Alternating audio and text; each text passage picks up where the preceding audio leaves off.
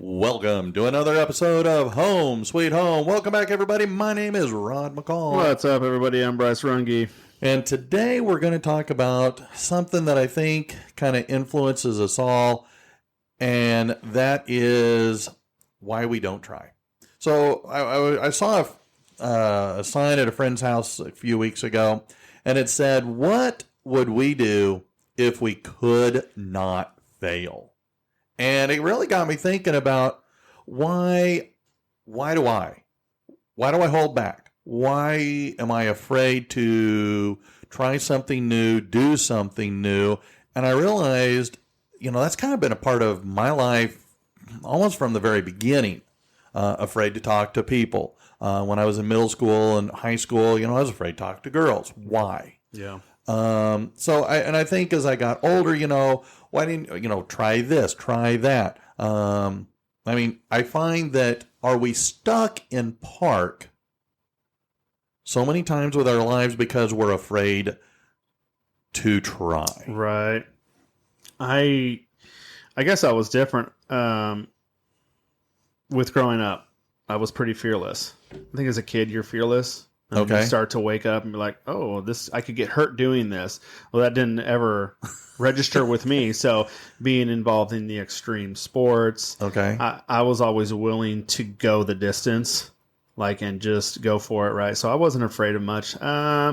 With dating, there was a little bit of fear involved with that, but I wasn't really afraid of much. I was willing to just go for it, risk it.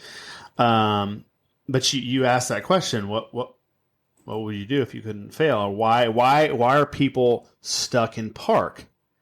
And I've experienced that state of paralyzation. Yeah. I'm afraid to do this because my past will always remind me of something. Meaning what? Just those negative disappointments, if you will.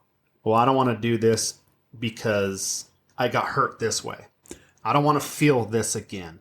Okay. I don't want to go that route because I already did something similar or whatever, right? And it made me feeling really bad. So disappointments, right?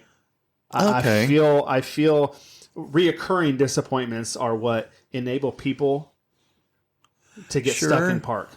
Because, I can see that because, I think about our life and, I'm pushing 52 and I think about, dissatisfaction, dissatisfaction with my life, with my job. Well, not so much with my job, but, all the things that we could be dissatisfied with. Right. My ex-wife was obviously dissatisfied with our relationship. It wasn't the way she intended or imagined it would be. I didn't either for that matter, but I was stuck. Right. And I wasn't sure how to make it better. I wasn't sure I wasn't sure I really wanted to go the divorce route. Mm-hmm. But, in talking with a lot of different people, they respond to being stuck in so many different ways. And there's, and it's kind of like, well, why are you stuck? Right. How did you get there? Right. And, I think back to, and again, I love working with high school kids. Right. Because I see a lot of their world and I remember a lot of what it was like to be, a high school junior, a high school senior. Mm-hmm. And I think about what did I think my life would look like? And I ask them, what do you think your life will be like? Yeah. And I said, think about this. I said, in 10 years from now, I said, how old are you going to be? And most of them going to be 27, 28. Yeah. I said, within 10 years, almost every single one of you is going to be married. And I said, I bet you over half of you have a kid. Yeah. And they're going, oh my gosh, no. And I'm going, well, okay, look at your parents. When did your parents get married? Right. When did they first start having kids? At what age? So thinking about, the future, when we're high school, early college, whatever it might be, I sometimes wonder, the future is so vague. Right. I worked with a guy at Walmart Pharmacy. He was the pharmacist when I was going to college, and he said that at 15 he knew exactly what he wanted to be. Mm-hmm. And he took the classes in high school, he goes off to college, and then becomes a pharmacist. And I'm going, holy crap. I mean, this guy starts working as a pharmacist in his mid-20s. Right. And here I was in my mid-20s, still trying to figure out what I wanted to do. Right. And so I think about now, looking backwards in time, how has my life changed? How has my life turned out from what I thought it would be when I was a high school senior? Right. I find it very interesting when I have a conversation with my students about that very thing. Because, when I was in high school and then after, I was like, what am I going to do? I have no idea, right? But we'll go through, different questions or lessons, if you will. And I remember a kid, he had this all mapped out, what his life was going to look like. And there was some chuckles and, some kids decided to laugh at him and like, that's stupid. And I had to pause them and stop them from what they were saying. And I'm thinking to myself, this kid's smart. It's not going to go exactly as you plan, but he is living on the design side of life. Whereas I could say I was on the default side. Yeah. Okay. That's how I used to live. Now, more so it's on the design. I know I'm fully aware of that things aren't always going to work out according to my plans. Okay. I absolutely 100% know that. But I had to applaud that kid and I affirmed him right then. I said, that's called living by design. It's not going to work out exactly the details, but man, I applaud you for that. I've said to kids in, the classroom how much I am impressed by people that can do just that, because that was never me. Right. Only in the last few years do I feel like I've taken control of my life. Right. I mean, I've gone back to college. I'm working on a master's degree. I'm going to be changing careers, moving from 100% teaching to getting into professional counseling. We're doing the podcast, crying out loud. I mean, a couple of years ago, 5 years ago, somebody said, hey, McCall, you want to do a podcast? I said, what's a podcast? Right. I had no idea. So, but over the last few years, like I said, I feel like I've taken this question, and that's why it kind of saying to me, I'm trying things. Right. Because if you live in fear, you wind up, as you said, living life by default, letting life dictate to you. And how does that affect your level of happiness? Right. And if you're not real happy with your life, how does that then affect how you relate to other people, whether at work, at home? I just keep trying to, think about why, for the longest part of my life, why was I afraid? What was I afraid of? And, when you commented earlier about, well, I was afraid of, been there, done that, don't want to do it again. Right. I will say that when I first started, I got divorced and went through that living hell. I said, be a cold day in hell before I get remarried. I ain't going through that again. Yeah. Look at us both. Yeah.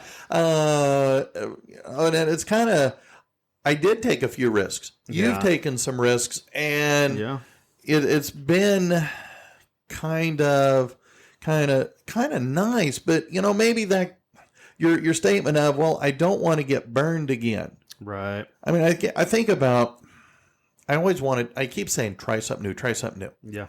So when I go, go on a bike ride. Yeah, go on a bike ride, but let's stick to concrete. Smart Alec. But I keep thinking, okay, let's go out to dinner. All right. Last year I say, hey, let's go try this restaurant. Right. Well, I don't know. Yeah. Well, what if I don't like it? Or you go and you're going, okay, we've gone to this restaurant so many times, and this is our favorite place to go, and I always get the same damn thing. Yeah. Well, why don't you try something new? And I'm kind of my holdback is, well, what if I try it and I don't like it? Right. Then I'm out both money and I'm still hungry. Right. But I find that too many times, you mentioned living life on default. I sometimes wonder if I have a default setting of stick with what you know. Right. I think that may be called autopilot, maybe. Well, maybe. I don't know. I heard this a long time ago, and which I think helped propel me into, I just don't care. I'm going for it. It's not that I don't care. I wasn't mindful of certain things. I don't care what fear is telling me. I'm going for it. I'm going to push past that. I think that's a mindset thing. Okay. And what I heard was, I don't remember who I heard it from, but it was, and I had it taped on my computer when I was at the high school when we first met. Okay. It was on, stop worrying about what could possibly go wrong and start being optimistic about everything that could go right. Okay. And so I started applying that, because if I were to adhere to the former of that, right, worry about the things that are going to go wrong, I'm never going to do anything. I'm not going to get out of this hole, if you will. Okay. And then I'm not going to be able to achieve or reach my dreams or my goals. I'm going to start believing in those things. I'm going to start seeing myself in the things that I want to be doing in the future. But yeah, I would go back to the remarrying and all that. I wasn't no way. Are you kidding me? And now it's are you going to have kids? No, I'm not. No, I'm done. Braddock's is it. Well, I think you know the story. Yes. But again, it was just something you know what, I'm going to go for it. That kind of reminds me, there is a storage facility by the house, and they always got these really unique sayings. And not too long ago, there was a saying that says, you will fail 100% of the time of the things you never try. Right. And that's why that statement, along with what could you do if you could not fail? Right. And again, one of the nice things for me over these last, 10 years since the divorce kind of came to a screeching halt, I've been more open to trying new things because I was so afraid. Right. I was afraid to talk to girls. I was afraid to explore new opportunities, to try, because, well, what if I fail? Right. And I was more afraid of failing than I was of trying. And, I wish I had a statement like what you had on the computer that says focus on what could be, not what could not be. Right. Because, I think that really hurt me as I was much younger. And I see that in a lot of the kids that I teach is, they're afraid to try. Well, they're going to stick with what they know, and they're very reluctant or hesitant to try something new. Mm-hmm. I've gotten to the point where, I'm willing to try new traditions. Right. Here a few years ago, my sisters and I all decided that Thanksgiving would be held at Mom and Dad's. Yeah. And we would go out to their farm, and that would be the one holiday that we would all spend with the folks. And that's been a new family tradition that we have worked really hard to maintain. And I'm glad we do, because that is a neat family tradition. Right. That we have. We have a big bonfire, and Friday after Thanksgiving, and it's just a lot of enjoyment. Right. So it fits back to, well, try something new and see what happens. Overcoming that fear might bring more happiness into your life. Yeah, absolutely. The whole the whole fear thing and all the negativity, that could just grow and grow and grow. I said this a long time ago. I think I wrote something, and it might have been in one of my wake up calls, and I think it was, what are you full of? And you responded, obviously in some form of rodism. But I have learned that whatever you pay attention to tends to grow the most. Okay. Like on the inside, right? Mm-hmm. So with that, like what motivated me is what was growing on the inside, and it wasn't all the negativity stuff, right? It was this is what I'm going to go for. Does that make sense? So if I hear you right, you're saying that if fear and anxiety and despair is what's inside of us, then that's what will grow the most because we focus on that the most. That's our center of attention. That's our focus. You know, there was a movie. I forget the name of the movie, but they were talking about the white wolf and the dark wolf. Right. And they were talking about, what are you going to feed more? You going to feed the white or the light wolf, or are you going to feed the dark wolf? Right. Meaning, again, your emotions. And that sounds something similar to what you're saying, that yeah. if we focus on the negatives, then the negatives are what are going to be present in our thoughts, in our words, and in our actions. Right. Am I wrong on that? Or no. And I think the story was with an Indian chief and his grandson or something like that. Hey, there's two wolves and they're fighting. One's good, one's bad. Who's going to win? And the chief says the one that you feed more. Okay. Yes. Thank you. I'm not as good a storyteller as I should be. Oh, well, it's all right. I'll fill in those gaps for you. But again, what you feed the most will grow, right? Or what you feed the most in this story is going to win. But again, I had to design that, if you will. I didn't want to live on the default side anymore. I wanted to live on the design side. And this is where I want to grow. So you started taking risks again. So I started taking risks again. That was where my whole the master's degree in educational leadership came in. Or back up to that was, finishing my degree. Okay. Right, which took a lot. Or just even sometimes traveling by myself. Or just, as weird as that may sound, but I don't know, going different places by yourself. I'm going to go see the world. I'm not going to be held back anymore. I'm not going to be stuck in park because I've seen what it does. I've been there, and I'm trying to come out of this. Like, you work so hard and you start to level out. I think you level out in your relationships, your marriages, and then that's where you start to see issues because you've leveled out. You think everything's okay. Well, we're just going to settle. We're going to settle right here. And that's, in my opinion, I don't think that's okay.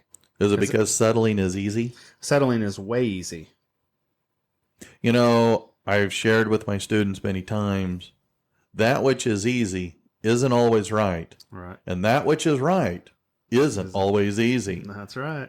And it's, I have to remind myself because I'm really good. You're right. I got rodisms out the wazoo. Oh, yeah. But when I actually start applying those very same beliefs to my own life, I find that life is happier as a consequence. My relationships with friends and family, getting remarried again,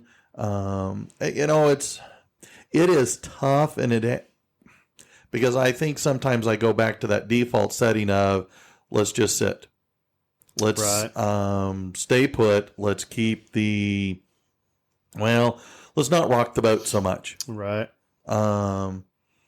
But sometimes when I've rocked the boat, whether it's my personal boat, my professional boat, I found that actually some positive things have happened. Right. And, no risk, no reward. And so I guess for me, it has been a journey. Right. And it has been those failed opportunities that have kind of propelled me to try learning new things. Right. I mean, again, I take a look at me 12 years ago pre-divorce, Right. and I look at me today, now 10 years post-divorce. Right. And I have done things that I would have never thought I would have done. Right. I mean, I'd always talked about going back to college, getting my master's degree. And I toyed around with different things, getting one in political science, or something else, maybe education, leadership, something like that. But here, 2 years ago, I took the plunge and I started working on my master's in professional counseling. Yeah. And it has changed a lot, Right. about how I kind of see things. Right. So, Yeah, I distinctly remember going to church in the evening. Were you there? I can't remember. With Les Brown? no, I was not. Okay. I love listening to Les Brown. He was one of the number one motivational speakers, and his story is extremely impactful. But I remember him saying something that I felt like he was pointing his finger right at me. I think a lot of people do when they're sitting in the audience, or the pastor or the speakers, talking. Or, oh my gosh, how did he know? That was exactly me. But he had mentioned a couple things. One was that, there's someone in here that should be on this stage speaking. And that night, his words, that's what empowered me to I need to do, that's what I want to be doing. So that, I think, was one of the driving forces behind me, or propelling me to go and do that more. And so I'm continuing to do that, and I'm growing in that arena. But something more impactful was about, he brought up the graveyards being the richest places in the world. I'm like, and he paused, get people to think about, what are you talking about? Yeah, what are you talking about? And I've mentioned this in my classroom too. A lot of kids, the graveyard's the richest place in the world. What are you talking about? Well, if you think about it, there's a lot of people that have been buried, not with their money or material things, right? Mm-hmm. But with dreams. Unachieved dreams, or unwritten books, or businesses that never got started, or marriages or relationships that never took root because people were stuck in park. Okay. And I know it might not make sense to a lot of people, but if you could sit back and be like, well, money isn't, we've talked about this before, right? Mm-hmm. It's important, but it's not the most important thing. Money can't buy happiness. Right. As the Beatles said, can't buy me love. Right. It does make life a little easier in some cases, but take a look at the filthy rich. Bill Gates didn't keep him from getting divorced. Jeff Bezos didn't keep him from getting divorced. Right. So we could talk about that and I hear this all the time. I went to a dinner with Suzanne a little over a year ago. Well, probably a little more over a year ago because of COVID and all that, right? Mm-hmm. And so she's in corporate America, and she works for a software company, and we're at dinner, and this guy retired, and it's like I hear this all the time. I made a ton of money. I'm sitting there. Yeah, I'm sitting next to a millionaire right now, and it's like the same words. I wish I would have done more of this and not chase all this money. I'm like, we hear this all the time, yet it's a repeat. It's a repeat, and I get it. I get it, but the point to the whole graveyard thing was what I said. There's so many people who put their dreams up on a shelf, and they've just collected dust, or whatever, and it never comes to fruition because of that fear of failing, or that bitterness, or that negativity or anger that has restrained them from achieving, right? Or the past. So I don't know. I use that quite a bit. Maybe I need to change the story up. I don't know. To me, that's powerful because here's the deal. I've started, and my book is going to be done. Mm-hmm. And I didn't want to go to the graveyard with an unwritten book. That was a goal that I had. I didn't want anything to come in my way to prevent me from doing that, or whatever. No, and yes, you're saying some of the same things. I have started living for the moment instead of living for the dollar. Right. And in trying something new, after I went through my divorce, a lot of people said, well, Rod, you need to write a book. Rod, you need to write a book. And I'm going, write a book? What the heck do I know about writing a book? Right. And for the longest time, I just sat on that idea. And then it came to me, why not? Right. Why not try? And so through a few series of phone calls and connections, I did. And I started writing what became For the Love of Eric. And it was published, 5 years ago, 6 years ago already. Mm-hmm. And in that time, I have been lucky enough to travel to a multitude of cities, present at various conferences as a result of writing that book, but more importantly, people reading it and saying how impactful my sharing my experiences with divorce with them, how it, impacted them, made a huge improvement to their lives. And I mean, I'm still selling several books a month. Yeah. I'm not doing anything really to promote it or push it, but it is, kind of like you, in your book, which will be published here soon. The idea of we've got experiences that we have lived through. Mm-hmm. And the more I talk to different individuals, the more I realize what I have gone through is actually more common than I wish. Yeah. And it's kind of nice being able to, people can relate. So many, I'm going to write a book one day. I'm going to write a book one day. It's actually a more complicated process than, than I think some folks thought. But, that is something that I tried. Right. And it was a success. And it has been a way for many doors to open that I would have never thought possible. And again, it was because I took a small risk. Right. I got out of park and I tried something new. Right. So based on my experiences, I'm really excited for you and your book and what, doors or opportunities that will present itself as a consequence. Yeah. Oh, thank you. I appreciate that. Hopefully millions. When I started writing, at first I had that inner critic, that inner voice trying to get me not to write because I knew that it would, or I believed it would encourage and help people. And so that was 4 years ago and I had been doing the wake up call ever since. Yeah. And so, but I was like, you know what? Screw it.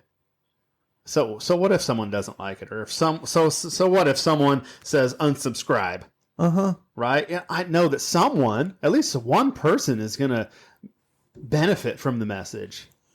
And that's why I'm like, I'm just going to do it.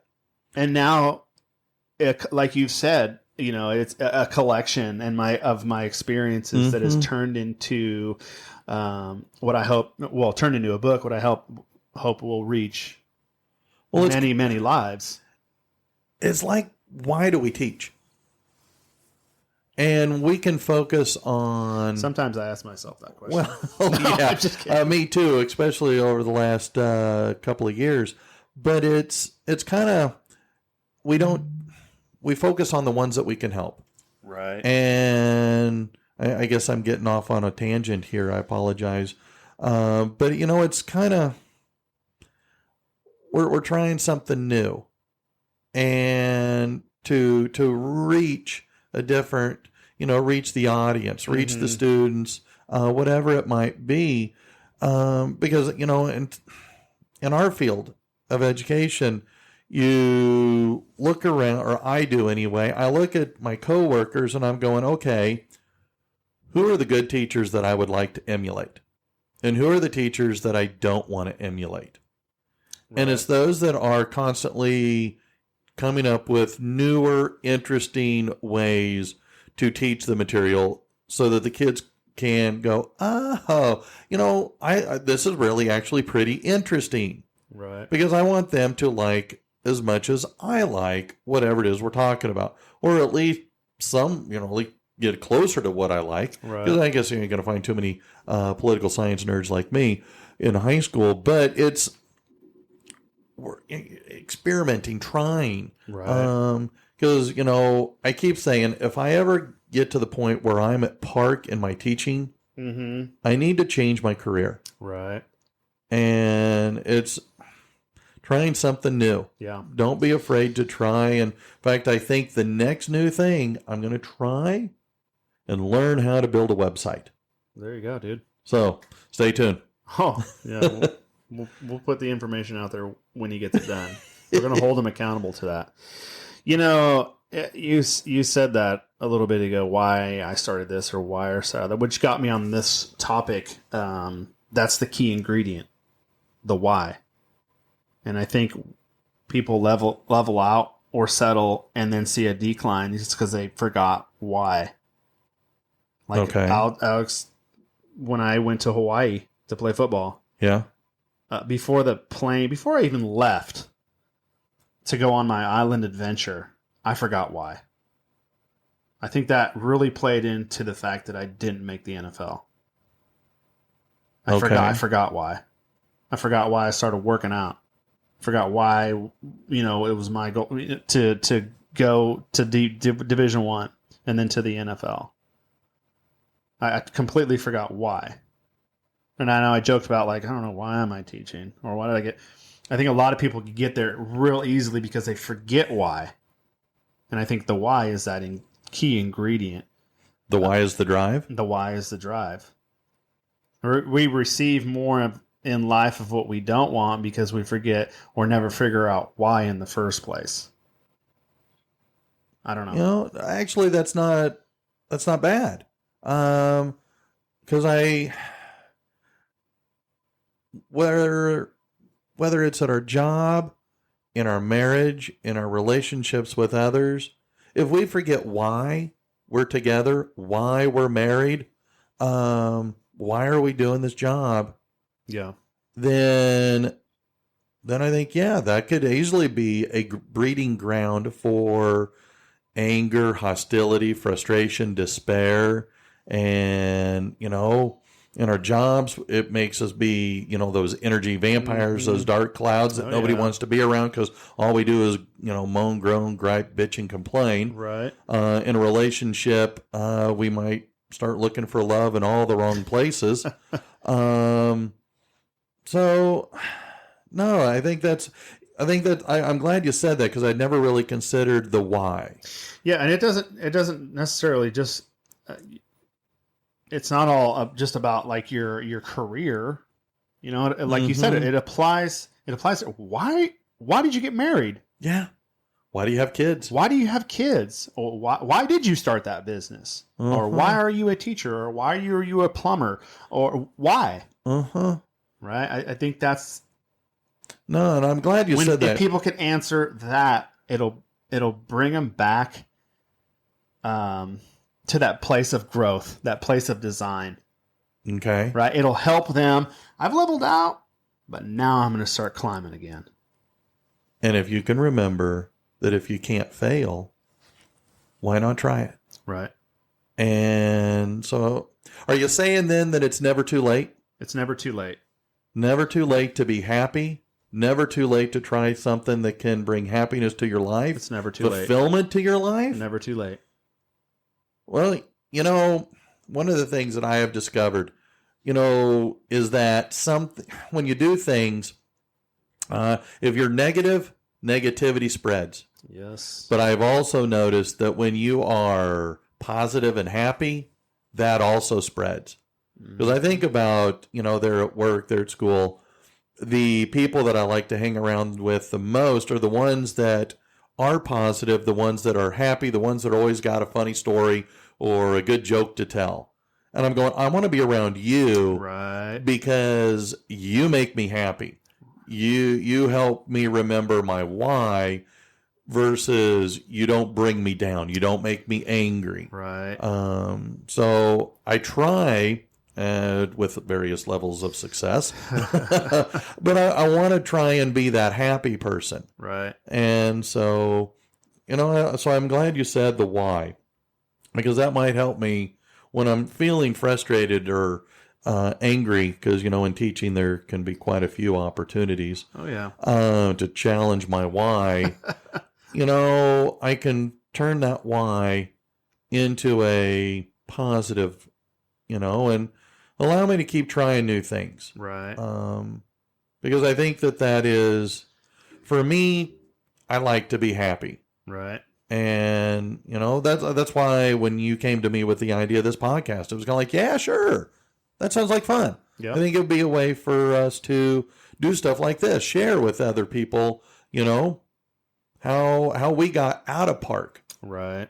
And maybe, live something of a happier life. Right. I think for me, it has really through my writing, through my marriage with Suzanne, and just the crucibles that I've experienced in life have helped me get out of park. I had to finally get to a place where to say, hey, Bryce, the past, you don't live there anymore. No. It's where it belongs. Now, you could use those for building blocks for a better future, but dude, you don't live there anymore. Your past doesn't define you. It shapes you. Yeah. I can go with that. Because, yeah, I think that if you live in the past, you can't see what you have in front of you. Well, I mean, you're living life in your rear view. So, which kind of ties into the theme of being stuck in park, I guess. Yeah. I don't know.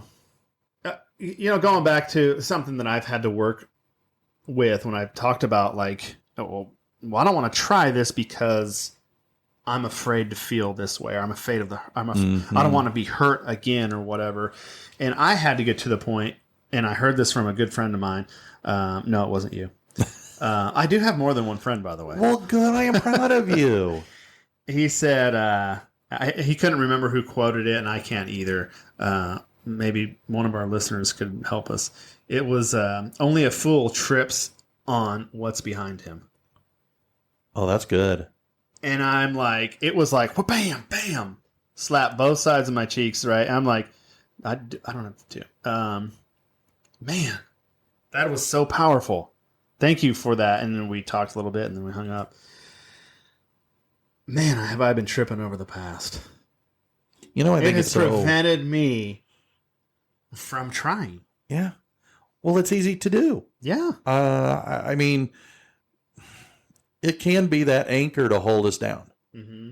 And if we have the courage to try to cut that anchor, I think we can make it so that we can have more happiness in our life. And I think a happier life makes us a happier person to be around. We enjoy being around ourselves. Absolutely. Absolutely. So, ladies and gentlemen, with that, we're going to wrap up today's episode. We hope that you grabbed a hold of some of the insight we were trying to provide today and apply it to your life, and so that'll help you to just go for it. Thanks very much. Appreciate it. We'll see you guys next time. Take care.